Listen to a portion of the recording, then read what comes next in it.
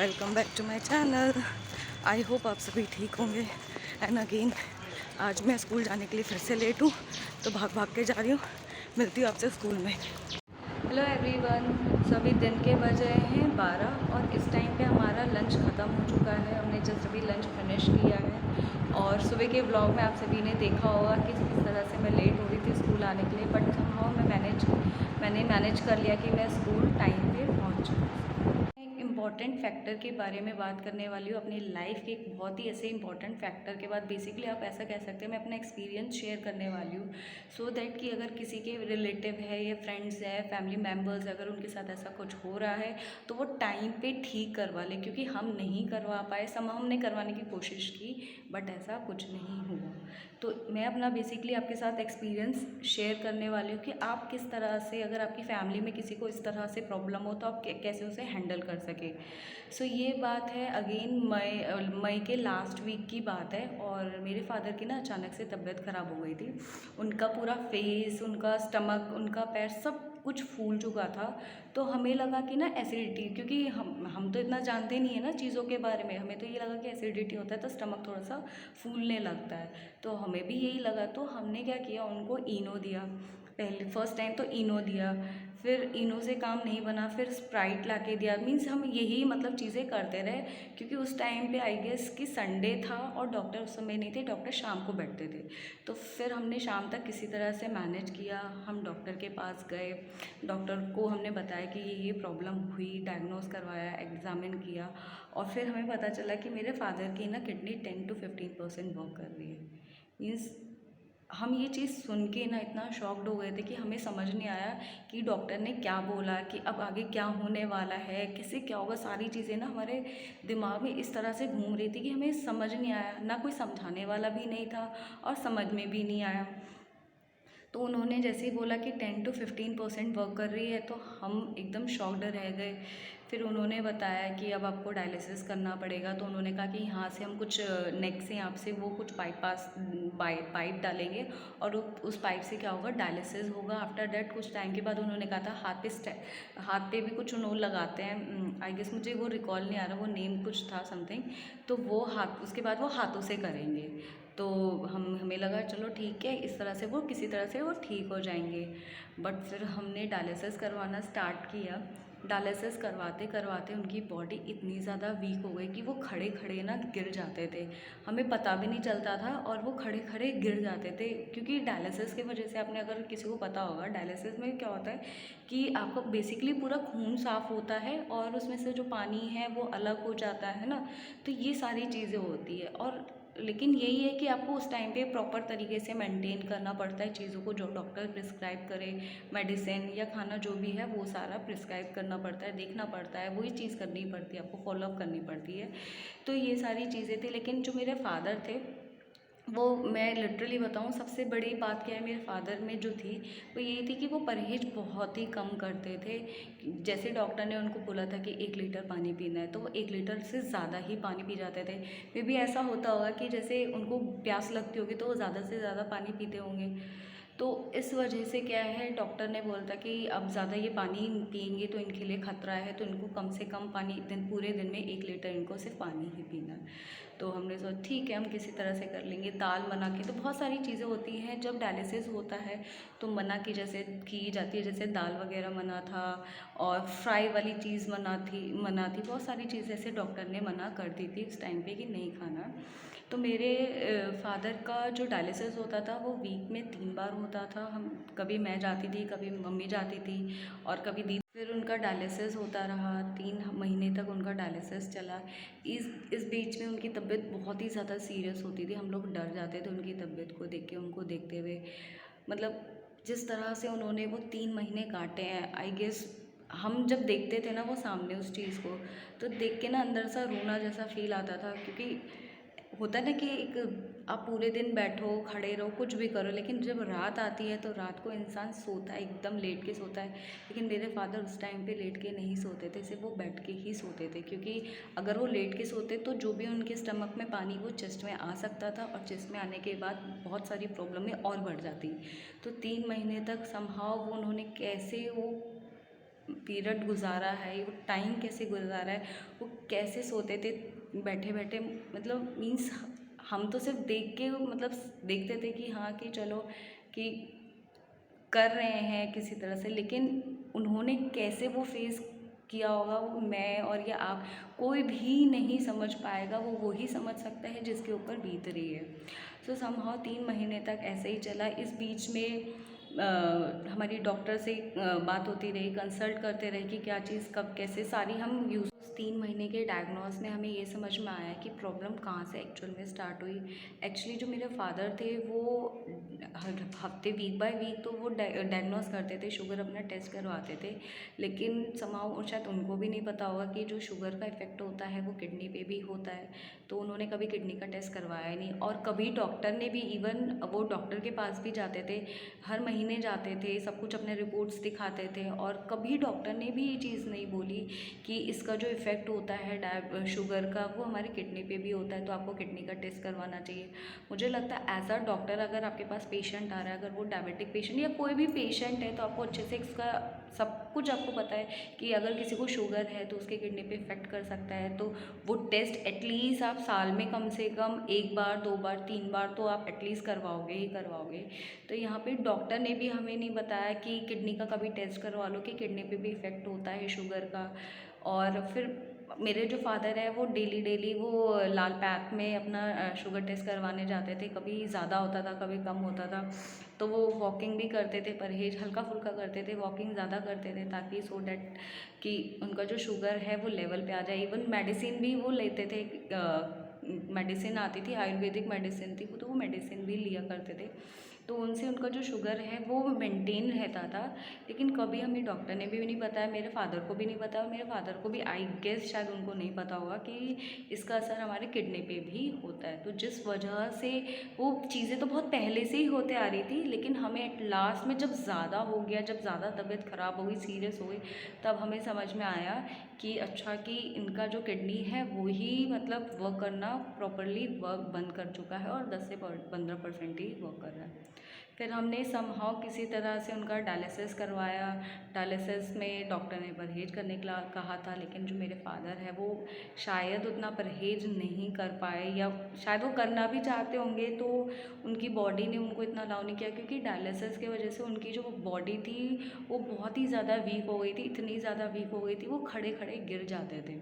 तो ये सारी चीज़ें जो हमारे साथ हो रही थी, ये जो एक्सपीरियंस था, ये सारा चीज़ें हम किसी को बता भी नहीं सकते थे, किसी को कह भी नहीं सकते थे। ये सारी चीज़ें हमने अपने आप तक ही, अपने फैमिली तक, यानी मेरी मम्मी, सिस्टर, भाई बहन, हम चारों ने आपस में इस बातों को रखा और चीज़ों को ठीक करने की कोशिश की। हमें लगा कि अब चलो ठीक है, धीरे धीरे धीरे उनका डायलिसिस होता था, तो हमें लगता था कि चलो ठीक है अब राहत है, क्योंकि वहाँ पे बहुत सारे लोग, मैं वहाँ जब गई फर्स्ट टाइम डायलिसिस, तो मुझे लगा कि डायलिसिस पता नहीं क्या होता है, कि इसके बाद ठीक होगा या नहीं होगा।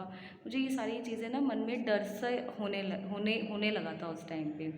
तो फिर जब मैं डॉक्टर के पास गई, उन्होंने डायलिसिस करना स्टार्ट किया, तो वहाँ पे लोग थे, और भी लोग थे जो डायलिसिस करवा रहे थे 6-6 साल, 5-5 साल। तो ये जो डायलिसिस का प्रोसेस था वो लॉन्ग प्रोसेस ही होता है।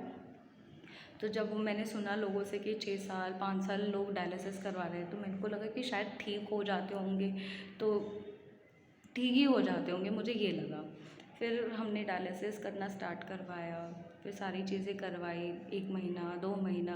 फिर उन्होंने, डॉक्टर ने कहा कि अब ना इनके ना जो यहाँ से वो पाइप लगा के जो वो डायलिसिस करते थे ना, तो उसकी वजह से ना उनको इन्फेक्शन हो गया था उस टाइम पे, और इन्फेक्शन की वजह से उनको बुखार हो गया था, बहुत ही तेज़ बुखार हो गया था। कोई भी नॉर्मल जो हम डोलो जो खाते हैं पैरासीटामोल, उससे भी नहीं वो फीवर होता रहता। तो उन्होंने कहा कि जो ये नेक के पास जो पाइप है जिससे ये डायलिसिस करते हैं, उससे क्या हो रहा है, इनको ना इन्फेक्शन हो रहा है, उस इन्फेक्शन से इनको बुखार हो रहा है। फिर डॉक्टर ने वो पाइप चेंज करवाई, और हाथ में स्पैचुला कहते हैं शायद, आई गेस, वो उन्होंने हाथों में उनका ऑपरेशन किया। एक दिन उन्होंने अपने पास, डॉक्टर ने अपने अंडर ऑब्जर्वेशन भी रखा जब उन्होंने स्पैचुला हाथ में किया। उसके नेक्स्ट दिन आई गेस ऐसा चलता रहा। फिर उसके नेक्स्ट दिन आई गेस फिर हम डिस्चार्ज हुए। फिर उन्होंने डॉक्टर ने कहा था कि वो जो स्पैचुला है उसको बनने में ना बहुत टाइम लगेगा, तो आप बॉल से एक्सरसाइज करते रहिए। उसको बेसिकली ना स्ट्रॉन्ग बनाना था, मजबूत करना था वहाँ से, क्योंकि वो जब ऑपरेशन होता था तो उस समय कुछ ऐसा उतना स्ट्रॉन्ग था नहीं। तो डॉक्टर ने कुछ एक्सरसाइज बताए थे, तो वो एक्सरसाइज उनको करने थे, और एक्सरसाइज से उनको करने से क्या होगा कि जो स्पैचुला था वो शायद थोड़ा स्ट्रॉन्ग बनता, जितना मुझे रिकॉल हो रहा है, क्योंकि ये अराउंड 5 ईयर्स पहले की स्टोरी है। तो जितना मुझे रिकॉल हो रहा है मैं वही एक चीज़ें आपके साथ एक्सपीरियंस कर रही हूँ, वही चीज़ अपना एक्सपीरियंस बेसिकली आप लोगों के साथ बता रही हूँ। तो वो था। फिर वहाँ से आए, फिर हम हर रोज़ डेली, कभी मैं, कभी मेरी सिस्टर, हम लोग क्या करते थे, वो बॉल होता है ना जो आपको याद होगा, इमोजी वाले जो बॉल होते थे, जो स्पंज वाले बॉल होते थे, उनसे क्या करते थे, उनके हाथों की ना इस तरह से हम एक्सरसाइज करते थे, सो दैट कि जो उनका जो वो स्पैचुला हुआ है वो पूरी अच्छी तरीके से स्ट्रॉन्ग हो चुके, सो दैट कि आगे से जो भी डायलिसिस होंगे वो वहीं से हो। बट समहाउ ऐसा हुआ नहीं। और अगस्त की, आई गेस अगस्त की बात है, 25 अगस्त की बात है, थर्सडे, आई गेस उस दिन थर्सडे था और लास्ट डायलिसिस था उनका। तो मैं उनके साथ हॉस्पिटल गई, वहाँ पे डायलिसिस करवाया। आई डोंट नो, पता नहीं वहाँ पे क्या हुआ, उनकी तबीयत बहुत ही ज़्यादा ख़राब होने लगी और हम डर गए कि क्या ही अब करें, क्योंकि मैंने डॉक्टर को जाके बताया कि इस तरह से मेरे फादर की तबीयत ख़राब हो रही है, मुझे समझ में नहीं आ रहा, आप कुछ करिए या देखिए। तो डॉक्टर गए मेरे फादर के पास, उन्होंने पूछा उनसे कि आपको क्या प्रॉब्लम है, आप अपनी शेयर कीजिए। तो मेरे फादर ने कुछ नहीं बताया, वो चुप रहे, कुछ नहीं बता पाए, शायद बोल ही नहीं पाए, पता नहीं, या वो शेयर ही नहीं कर पाए कि उनके साथ वो क्या हो रहा था। तो समहाउ फिर किसी तरह से हमने पूरी रात मैनेज किया, कभी उनके सर में दर्द, कभी उनके पैर में दर्द। एक तो उनके अंदर ब्लड की भी कमी थी, हम इंजेक्शंस भी देते थे सो दैट कि उनका खून बन सके। हमने एक्स्ट्रा 2 यूनिट्स हमने खून भी दिया था सो दैट कि उनके बॉडी में खून हो या जो कमी हो रही थी उसको वो पूरा कर सके। बट लास्ट कुछ भी नहीं हुआ, उनकी बॉडी कोई रिस्पॉन्स नहीं कर रही थी। फिर सर दर्द, कभी पैर दर्द, तो पूरे रात इस तरह से मैं दबाती रही और सुबह होते ही हम लोग वहाँ से निकल गए थे घर के लिए। अब उनकी इतनी ज़्यादा तबीयत ख़राब होने लगी तो फाइनली हमें लगा कि शायद हमें अब डॉक्टर को चेंज करना चाहिए। डॉक्टर को चेंज तो बहुत पहले ही कर देना चाहिए। एक्चुअल में कभी भी कुछ भी, मैं आप लोग से ये अपना एक पर्सनल एक्सपीरियंस शेयर करूँगी कि कभी भी आपकी फैमिली में किसी को कुछ भी होता है ना, एटलीस्ट 2 या 3 डॉक्टर का ना ओपिनियन ज़रूर लीजिए, क्योंकि हमने सिर्फ एक ही डॉक्टर का ओपिनियन लिया। अगर हम 2-3 डॉक्टर का ओपिनियन लेते तो शायद आज चीज़ें ऐसी नहीं होती जैसे आज हैं हमारे साथ। तो आप लोग के घर में अगर किसी के साथ कुछ भी प्रॉब्लम है, छोटी बड़ी कोई भी प्रॉब्लम है, एक डॉक्टर पे डिपेंड मत रहिए, ज़्यादा से ज़्यादा 2-3 डॉक्टर पे का ओपिनियन लीजिए कि वो क्या कहते हैं। तो किसी तरह से हम घर आए तो फिर जो मेरे फादर के जो बॉस है उनको बताया ये सारी बातें कि ऐसी ऐसी बातें, उनकी बहुत ज़्यादा तबीयत ख़राब हो गई। तो उन्होंने कहा कि ठीक है, मैं 40s में उनका कोई था जान पहचान आई गेस, तो उन्होंने कहा कि आप उनको वहाँ लेके जाओ, वहाँ पे अपनी सारी चीज़ों को डायग्नोस करवाओ। तो आई गेस ये फ्राइडे की बात है। तो फ्राइडे को हमारी ऐसी बात हुई थी, उन्होंने अपॉइंटमेंट भी बुक कर दी थी कि आप 40s में जाके अब अपना चेकअप करवा लो। मुझे एक्चुअली हॉस्पिटल का नाम याद नहीं आ रहा, 40s ही होगा। तो उन्होंने कहा कि आप अपना चेकअप करवा लो, वहाँ पे हमने सारी बातचीत वगैरह कर रखी है। तो फ्राइडे तक की ये बात है। फ्राइडे का सुबह बीत गया, शाम बीत गई, दिन बीत गया, फिर रात का टाइम आया। तो रात के टाइम में एक्चुअल में क्या हुआ ना कि उनको ना नींद ही नहीं आती, उनके पैर हाथ में बहुत दर्द था, क्योंकि एक तो ब्लड की कमी थी, तो उसकी वजह से उनके पैर हाथ सब में दर्द होने लगा। तो पूरी रात हम दबाते रहे। कभी वो मजाक, ऐसा कभी उन्होंने फील ही नहीं होने दिया उस टाइम पे कि उनको कोई प्रॉब्लम है। लिटरली में वो बैठे हुए भी थे, कितने भी दर्द में थे ना, कभी उन्होंने फील ही नहीं होने दिया कि वो मतलब अंदर से बहुत प्रॉब्लम में उनको कुछ फील हो रहा है, अंदर से उनको कैसा लग रहा है, कभी उन्होंने अपने फेस पर तक आने नहीं दिया। उस रात वो पूरे रात बैठ के हम लोग के साथ वो मजाक करते रहे और हम लोग भी मजाक करते रहे। कभी उनको कुछ बीच बीच में खाने का मन करता था तो वो खाते थे, कभी पैर दबाने के लिए बोलते थे तो पैर हम लोग दबाते थे, हाथ दबा, जब जो बोलते थे वो करते थे। तो ऐसे ही फाइनली ना दबाते दबाते ना मेरे हाथों में ना दर्द हो गया।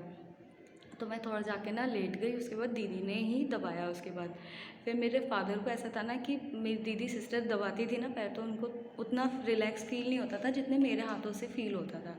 तो फिर मैं थोड़ी देर के लिए रेस्ट करने गई, वापस आई तो उन्होंने कहा कि पैर दबाओ।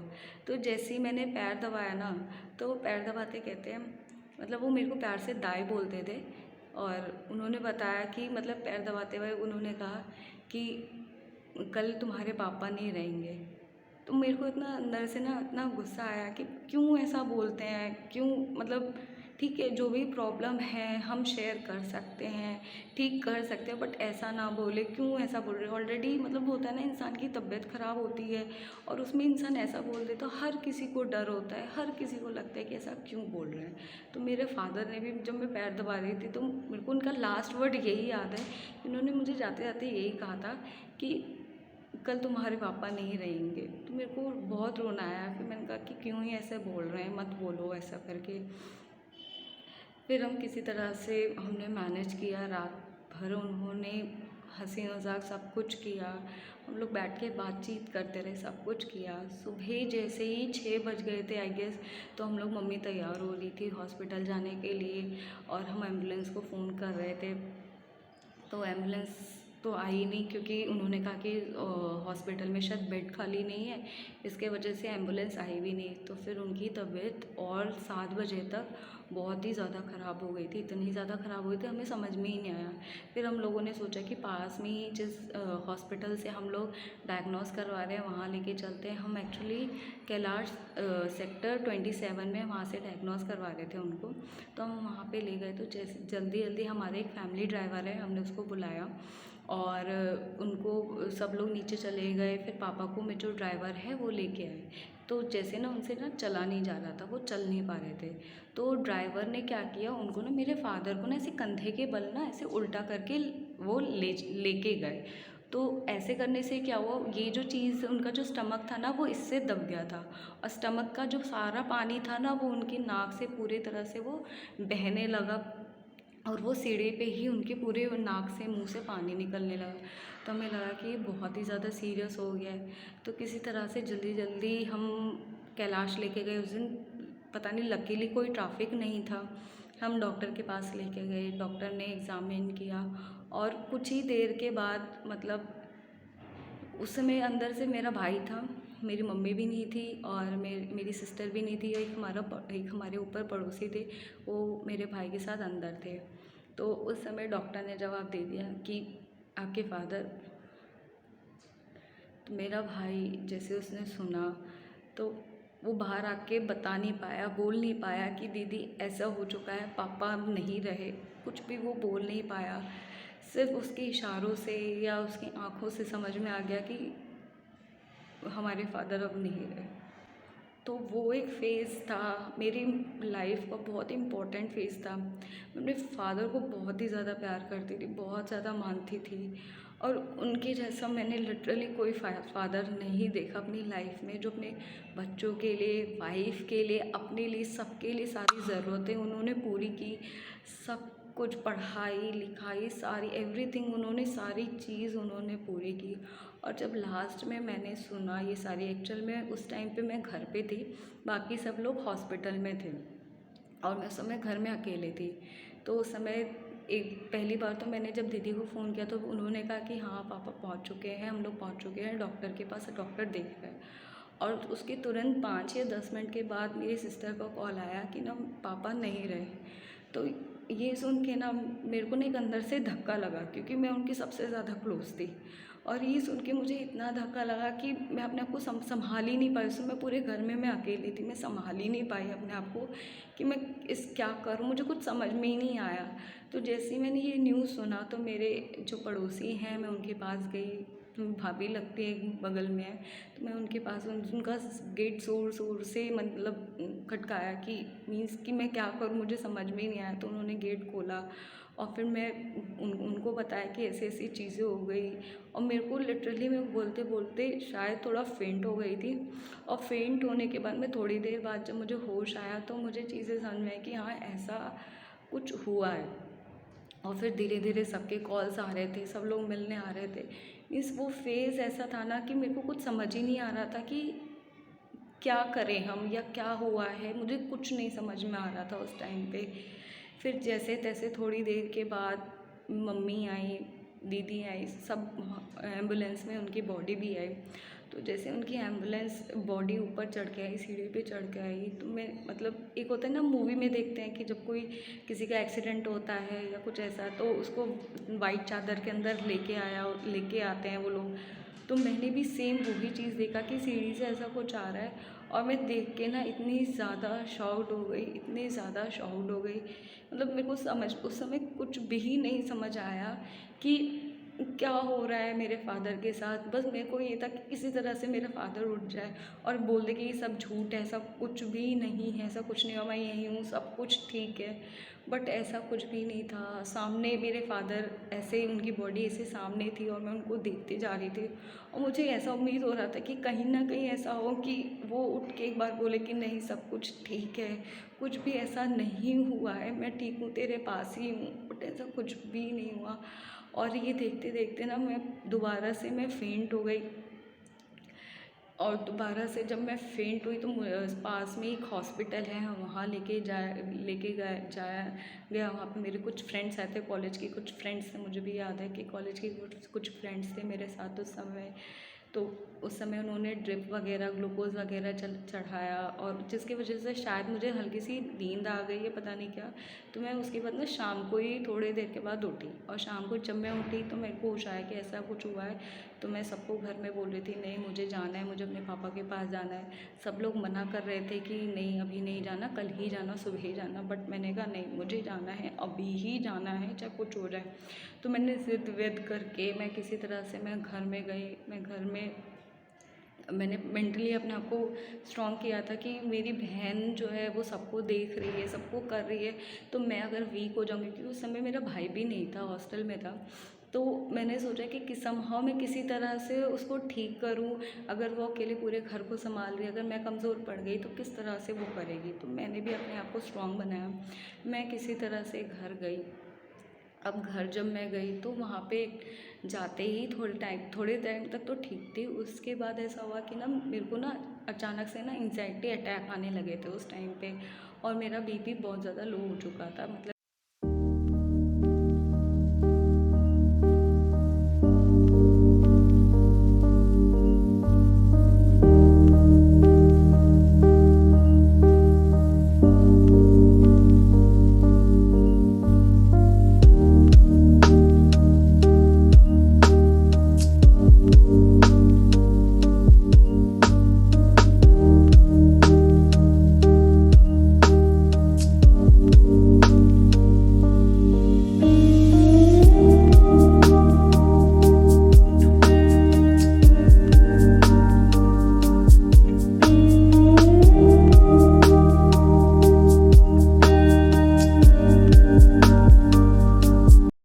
समय समझ ही नहीं आया क्या हो रहा है। एंजाइटी अटैक आ रहा था, मेरा बीपी लो था, तो मुझे कुछ भी समझ में नहीं आया। फिर मैं ना ज़ोर ज़ोर से ना मतलब मीन्स चिल्ला रही थी। मुझे समझ ही नहीं आ रहा क्या, और लोग मेरे को समझा रहे हैं कि ठीक है सब ठीक है, लेकिन मुझे वो चीज़ समझ, मेरे को ऐसे एंजाइटी अटैक आता, तो मैं ज़ोर ज़ोर से चिल्लाने लगी। तो उस समय डॉक्टर ने बोला कि नहीं इसको बीपी लो है, और इसको प्रॉपर मेडिसिन वगैरह उस टाइम तक, कुछ टाइम तक तो मेरा मेडिसिन चला। और उसके बाद डॉक्टर, मेरी मम्मी ने क्या किया कि उनको लगा कि अगर ये ऐसे ही करती रहेगी पूरे रात तो शायद इसको प्रॉब्लम हो सकती है। तो उन्होंने डॉक्टर के कहने पे, प्रिस्क्राइब करने पे, उन्होंने जब डॉक्टर से उन्होंने पूछा कि मैं इसको ऐसा ऐसा हो रहा है तो मैं इसको क्या नींद की छोटी सी टैबलेट दे सकती हूँ। तो फिर डॉक्टर के कहने पे मेरी मदर ने मेरे को वो टैबलेट दिया, और टैबलेट खाने के बाद मुझे डायरेक्ट सुबह मेरे को होश कुछ हो पता ही नहीं चला कि कब क्या हुआ, और सीधा मुझे सुबह होश आया। अब जब सुबह सब होश आया तो सब लोग, ऐसा होता है ना, रोने की आवाज़ आ रही थी, हर तरफ से रोने की आवाज़ आ रही थी, और वो सुन के अंदर से और रोना जैसा आ रहा था।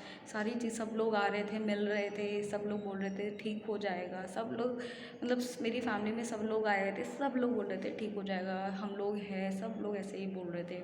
और आखिर में वो वक्त आया जब मेरे फादर की बॉडी जाने वाली थी, तो मेरी मम्मी मेरे पास आई, और मम्मी मेरे को समझाते हुए बोली कि ऐसा है कि अच्छे से रहो, ऐसा मत करना, सब ठीक रहेगा, सब कुछ हम मिलके करेंगे। तो मेरे से ना वो चीज़ सुनी नहीं गई। मैंने कहा कि मत बोलो, मैं शांति से जा रही हूँ। तो मेरे को सब लोग पकड़ के लेके गए, मैं उनकी उनके पास गई, लेकिन उनके पास ना जाते ही ना मैं उनको नीचे नहीं देख पा रही थी। मेरा जो फेस था ना, ये हमेशा ऐसे ऊपर की तरफ था।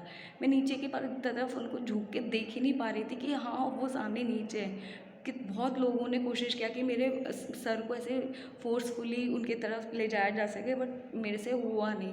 फिर लास्ट में मैंने किसी तरह से उनके पैर दबाए थोड़ा, और फिर मैंने हिम्मत करके, बहुत हिम्मत करके उनके फेस के तरफ देखा। तो उनके फेस में क्या था ना कि उनकी ना एक आँख खुली हुई थी। तो मुझे मेरा ऐसा मानना है कि शायद वो आँख इसलिए खुली थी क्योंकि वो मुझे देखना चाह रहे थे लास्ट बार। तो मेरे को ऐसा जब भी मैं उनको याद करती हूँ ना, तो मुझे उनका वही फेस याद आता है कि उनकी ना एक आँख खुली थी और वो देखना चाहते थे मेरे को कि हाँ कि मेरी बेटी ठीक है, सब कुछ है। और जब उन्होंने देख लिया तब वो उनकी आंखें बंद हो चुकी थी और वो घर से जा चुके थे। तो मीन्स कि ये जो पूरा फेज़ है ना हमारा, 3 महीने के दौरान में इतनी सारी प्रॉब्लम्स हमारे लाइफ में आई, बहुत सब कुछ हुआ, लेकिन हम लोगों ने मैनेज किया। जिसने जो कहा, जैसे कहा, सब कुछ मैनेज किया। लेकिन वो होता है ना कि जाने वालों को कभी कोई नहीं रोक सकता। तो ऐसा ही कुछ उनके साथ था, सब कुछ हो चुका था, बट हम यहाँ तक डॉक्टर ने बोला था कि किडनी ट्रांसप्लांट भी करवा देंगे। इस सारी चीज़ के लिए हम तैयार थे, लेकिन एट लास्ट कुछ नहीं हो पाया। बहुत कोशिश करने के बाद भी कुछ नहीं हो पाया और फाइनली वो हम सबको छोड़ के चले गए।